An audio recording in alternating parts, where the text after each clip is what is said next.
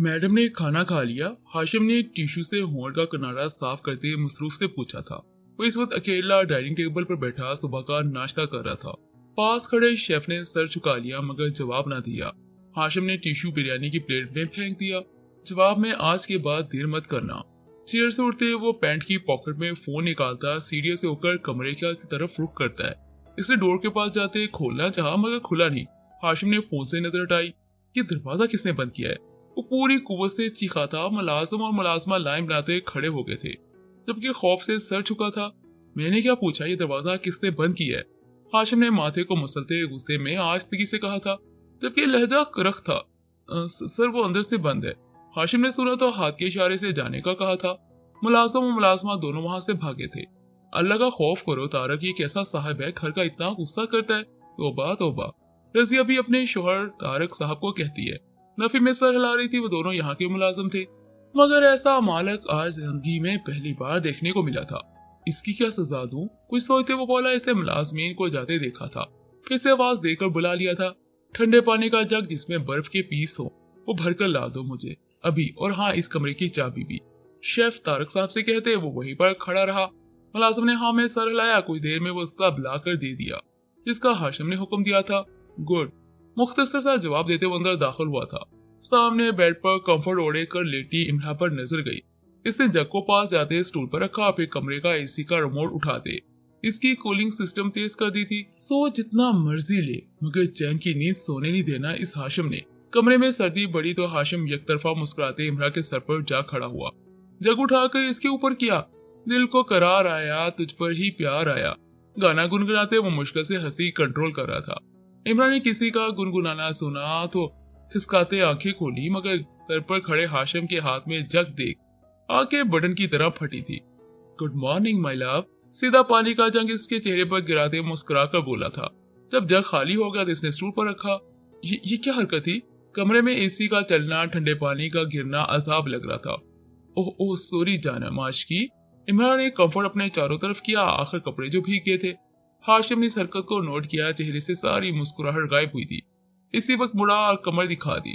आज के बाद मेरे साथ टेबल पर खाना खाने आ जाइएगा वरना अगली बार पानी की जगह तेजाब गिराऊंगा। फिर से गुस्सा दिखाए वो कदम उठाए बाहर जाने वाले था मगर फिर से दोबारा रुका। आज के बाद दरवाजा बंद करने की गलती मत करिएगा वरना बहुत बुरा करूंगा, इतना जितना बर्दाश्त न कर सकेंगी। मैं नीचे वेट कर रहा हूँ, अभी आइए। आवाज में सख्ती थी, लहजा सालम जैसा था। अल्फाज भी इमरान ने इसी जालिम की पूछ देखी थी। इमरान जवेद सितमगर का हर जुल्म सह सकती थी। बेडर सी होती वो नरमी से बोली। हाशिम ने फिर भी नजर पीछे करना ना देखा। चंद लम्हे यूं ही गुजरे। फिर हाशिम ने बाहर जाते दरवाजा पटक कर मारा। इमरान ने कमरे की दीवार पर लगे एसी को देखा, फिर जैसे तैसे करके उठकर इसको बंद किया। मगर इस बर्गर का क्या नाम रखूं? इस पर तो हर नाम जचता है। मुस्कुराते बोली। शायद इस बार इमरान जवेद मजनू बनने वाली थी। हाशिम से की जाने वाली मोहब्बत तभी तो दर्द दर्द न लगता था। पहली रात इसने सब हमेशा के लिए बदला। शायद अब यकीन दिलाकर रहना था कि जितनी चाहती है ये इमरान जवेद अपने हाशिम दुरानी को। वो दोनों अकेले डाइनिंग टेबल पर बैठे थे। हाशिम अपनी बिरयानी की प्लेट खाने में मसरूफ था जबकि इमरा का कुछ भी खाने को दिल नहीं था क्योंकि वहां पर दिखने को सब बस आकर बिरयानी ही बिरयानी थी। क्या सजा रखी थी इस हाशिम ने? ये जानते हो अभी कि इमरा को बिरयानी पसंद नहीं। खाना बिल्कुल भी मजे का नहीं था। क्या इसीलिए पैसे देते हो? जरा चेक करो। ऐसा लगता है जैसे मरीजों का खाना बनाकर दिया हो।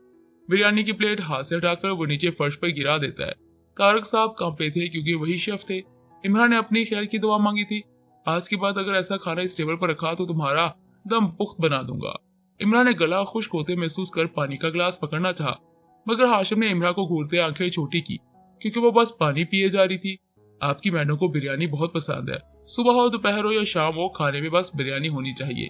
इमरान का पानी गले में ही अटक गया था। ये सुनकर इसको बिरयानी बिल्कुल पसंद नहीं थी मगर हाशिम का हुक्म इसकी जान पर बना था। एक सख्त नजर इमरान पर रुकी, फिर हाशिम नजर हटाना ही भूल गया था। इमरान नजर से नजर ना मिलाई। हाशिम ने मजीद आंखें छोटी की। तीखी मिर्च हो, पहले स्पून पर ही 10 गिलास पानी पीना पड़े तब जाकर स्कून का सांस आए। इतनी मिर्च हो। वो चेयर से उठता, टिश्यू टेबल पर गिराता, फिर हाथ से बाहर निकलते वहां से चला गया था। इमरान ने गले में अटके पानी का घूंट अंदर धकेला था। हिजाम घर अकेला बाहर के गार्डन में बैठा था। इसके पास तो इरिज का सेल नंबर भी नहीं था। ये बंदा कॉल करके ही पूछ ले। अब तो अंधेरी रात हो रही थी। वो फिक्र से चक्कर पर चक्कर काट रहा था। ये लड़की मेरी सोच से बाहर है, हिजाम ने कहते पेशानी को मसला। मगर तभी घर में कार एंटर हुई थी। इर्श कार से बाहर निकली तो सामने हिजाम नजर आया। इसे नजर हटाकर दरवाजा दे मारकर बंद किया था। इर्श लिसन, हिजाम ने ना चाहते हुए बात करनी चाहिए, मगर इर्श ने अपना नाम सुन हिजाम को गुस्से की नजरों से देखा था। न जाने इस घर में इंसान बेगैरत कुत्ते क्यों बनते जा रहे हैं। मालिक से बात तक करने की तमीज नहीं है। तंजिया आ भरती वो आईब्रो उचकाकर उचकाती बोली थी। हिजाम ने मुठ्ठियां भींच ली थी। कितना बदलिहाज बोलती थी। हिजाम का दिल किया कि जुबान को आग लगा दे। तुम्हारा आखिर मसला क्या है?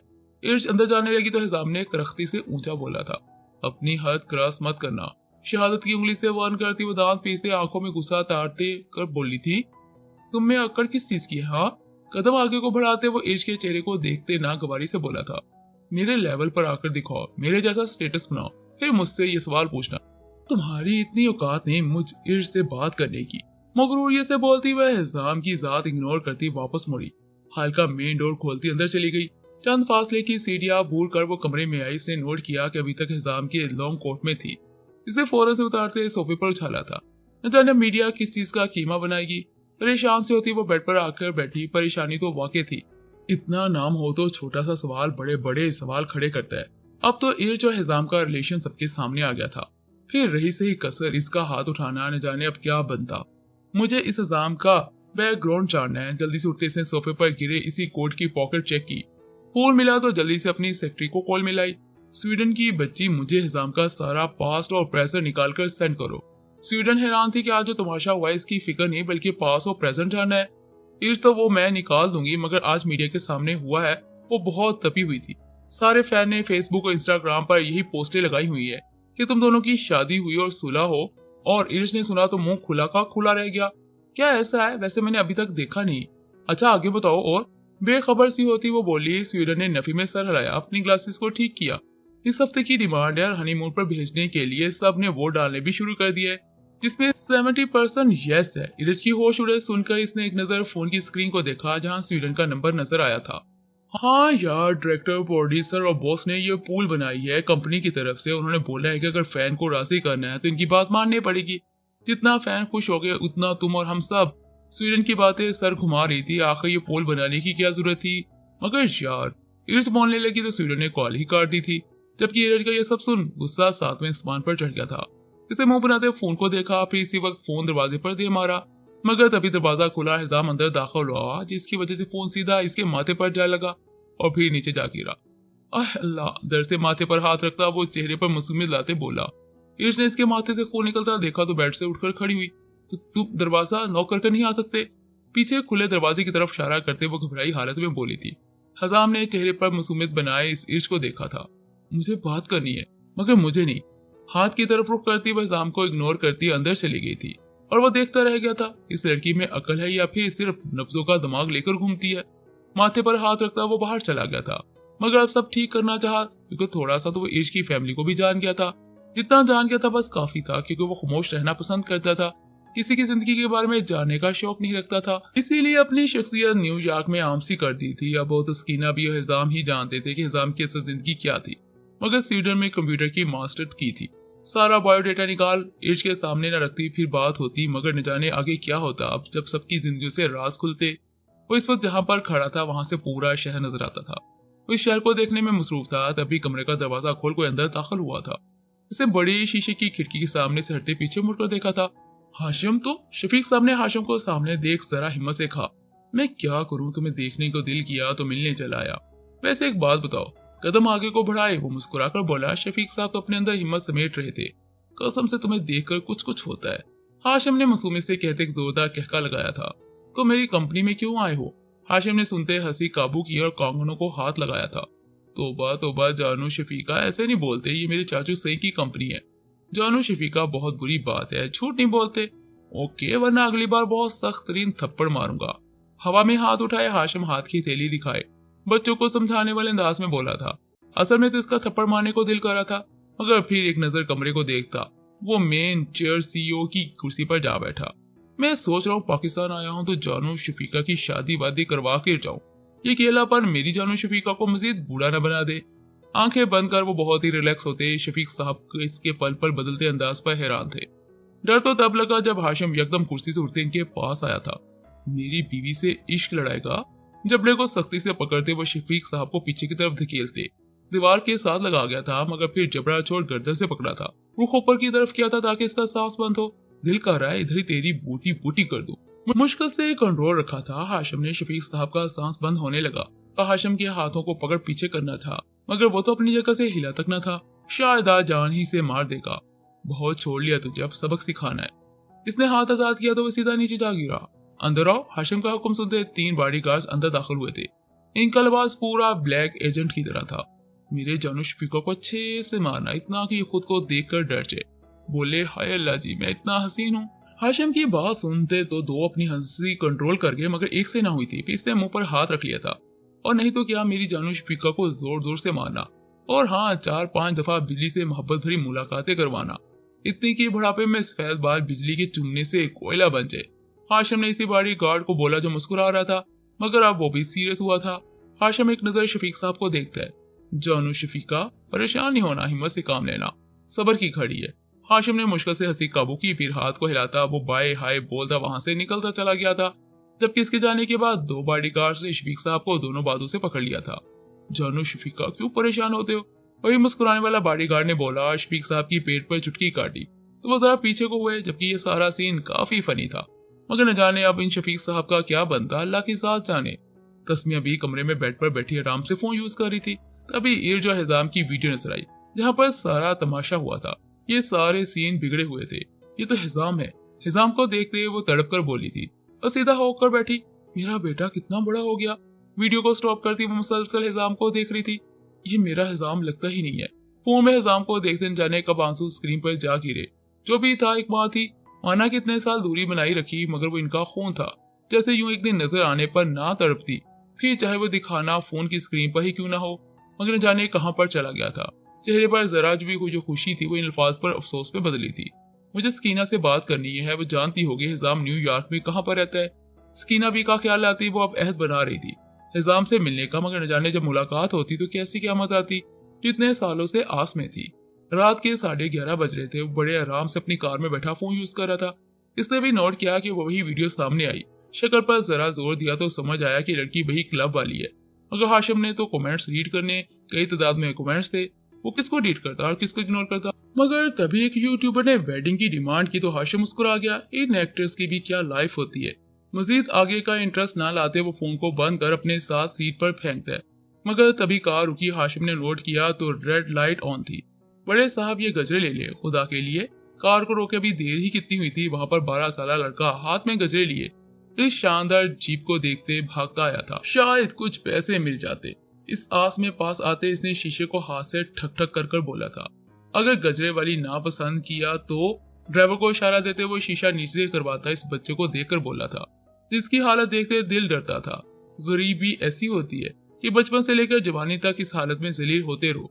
जब बुढ़ापा आया तब बुलात इसी गरीबी में जलील हो। क्या ये सिलसिला ऐसे चलता रहेगा? हाँ, ये जरूर है कि सबको बदलना मुश्किल होता है, मगर कोशिश तो की जा सकती है, जो हाशिम करने वाला था। मैं ये गजरे नहीं लूंगा, हाशिम ने कुछ सोचते जवाब दिया, जबकि सुन लड़के का चेहरा रोने वाला हुआ था। आज आकर एक वही कार नजर आई थी जिसमें हाशिम जमशेद दुरानी बैठा था और वही इनकार कर रहा था। हाशिम क्यों इस मासूम का दिल आजमा रहे हो? मगर क्यों? बड़े साहब, बच्चे का गला आंसू से नम हुआ, जबकि आवाज सहमी सहमी सी थी। इसका बस ना जलता, वो वहीं बीच सड़क रोना शुरू कर देता। गरीबी बहुत इम्तिहान लेती है। अब जाकर समझ आया था इस बच्चे को, क्योंकि तुम्हें अपनी जिंदगी की कोई कदर नहीं है क्या? सारा दिन बस यही काम करते हो। मुझे तो तुम किसी एंगल से गरीब नहीं लगते, बल्कि किसी महल का शहजादा लगते हो। हाशिम कार का डोर खोल बाहर निकला। लड़का इन गजरों की थैली को अपने सीने से लगा गया था। शायद डर था कोई चोरी न कर ले। मैं इस महल का शहजादा हूँ जिस महल की तामीर बस ख्याली सोचे, और फिर इस ख्वाब के टूट जाने पर सारा मलबा मेरी ख्वाहिशात पर गिरकर दिल को टोटा टोटा करता है। इसलिए ऐसा ख्वाब देखना मुश्किल है बड़े साहब। हाशिम इसके जवाब पर दंग रह गया था। अब इतना छोटा होकर इतनी गहरी बात कर गया था। हाशिम सर झुकाकर मुस्कुरा गया था। फिर अपने ब्लैक वॉलेट से एक करारा नोट निकालते इस लड़की के कमीज के सीने पर बनी फटी पॉकेट में डाला, शायद जहां से नोट भी नीचे गिरता। अपनी जेब में इतने पैसे लेकर इस शहर में घूमोगे, ये जो तुम्हारी खाली सोचों का महल है हकीकत में तमीर हो सकेगा। अगर हाँ, इस महल की बुनियाद मुखलसी से करना। अगर आगाज मुखलिस नहीं होगा तो इख्तिताम सब छीन कर ले जाएगा। बच्चे, जिंदगी में सब मिल जाता है, मगर वही जिसके लिए तुम मेहनत करोगे। शोना। नोट को पॉकेट में डालते हाशिम ने इसके सहमे गमगीन चेहरे पर प्यार से थपकी दी थी। फिर अपना सारा वॉलेट इसके खाली हाथ की थैली खोल थमा दिया था। मेरी अमीरी नस्ल से चलती आ रही है, इसलिए इतने पैसों से लगाव नहीं है, क्योंकि पैसे हाथ की मैल होता है। आज मेरे हाथ में है तो कल तुम्हारे हाथ में, मगर तुम अपनी गरीबी की नस्ल मत भरने देना। अपना वक्त लाओ, नाम बनाओ, ये दुनिया दौलत से भरी पड़ी है बच्चे। गाल को मरोड़ते हुए मुस्कुरा कर बोला। ये बच्चा हाशिम के डिंपल को देख खुश हुआ, मगर जब हाशिम ने इसकी मुस्कुराहट नोट की तो इस बच्चे का भी एक तरफा डिंपल नुमाया हुआ था। मैंने कहानियों में पढ़ा था बड़े साहब के महल में शहजादी की शहजादी भी रहती है। मैं शहजादा हूँ क्या? मेरी भी बीबी होगी इस महल में? हाशिम का दिल किया इसकी मासूमियत पर कहके लगाए, मगर फिर हंसी कंट्रोल कर होंठों पर सजाई। अरे भाई, मेरी ब्यूटी के लिए गजरे दे दो, वरना वो एंजल से डेविल बन जाएगी। अपने हाथ की हथेली आगे करता वो खुशी से बोला था। जो भी था, इस गरीब बच्चे ने आज जिंदगी का मतलब समझा था। इंसान अपनी किस्मत खुद लिखता है। वो एक नजर हाशिम जमशेद दुरानी को देख मुस्कुराया था और गिनकर 2 गजरे दिए। हाशिम हैरान था इस बच्चे पर। अरे भाई, अभी से हिसाब करने लग पड़े हो? हाशिम ने एक हाथ से सुर्ख गुलाब की खुशबू से महकते गजरे थामे थे, मगर तभी इस बच्चे ने हाशिम का दूसरा हाथ थाम सारे गजरे की थैली इसको थमा दी थी। मैं एक दिन आपकी बात अपना महल सच करके दिखाऊंगा, फिर आप हैरान होंगे, मगर मेरा नाम याद रखिएगा, कासिम तरीर जहां। हाशिम ने इसका जज्बा देख फखर से फिर नक्श बनाए थे। ठीक है, अगर जिंदगी रही तो फिर मिलेंगे इस कासिम तरीर जहां से। बस मेरी बात याद रखना, नाम, पैसा, शानो शौकत मिलना कोई मुश्किल काम नहीं होता, बस इंसान मुखलिस होना चाहिए। उठकर खड़ा हुआ, इसके सर पर हाथ रखते वो कार का दरवाजा खोल अंदर बैठते गजरों को देखता है। ओफ जानम आशिकी, आज रात अपनी कलाइयों की खैर नहीं, मुस्कुराकर कहते वो गुजरों को साइड पर रखता है, फिर आंखें बंद कर सिर से टेक लगाए वो इमरा को अपने दिलो दिमाग पर सवार करता है। कभी इसकी वफा तो कभी बेवफाई सोचने लगा, मगर अब इस में खत के अल्फाज याद आए, तब फिर से यह हसीन चेहरा गुस्से के नक्श बना गया। इंसान अपनी पहचान खुद बनाता है कासम। वो लड़का इस बड़ी स्याह जीप को जाता देख मुस्कुरा रहा था। इसने अपने हाथ की हथेली देखी। कासिम तरीर जहां अपना नाम बड़े रोबदार अंदाज से लेते वो मुस्कुराया था। एक तरफा डिंपल नुमाया हुआ। यहाँ सबक मिलता है कि बचपन में कोई गाइड करे और अच्छे से समझाए तो जिंदगी निखर जाती है, वरना इन अमीर गरीब की अकल का क्या जो किसी को समझा भी ना सके। याद रखो, तरबियत अच्छी और मुखलिसी होनी चाहिए। इंसान अपना नाम खुद बना लेता है।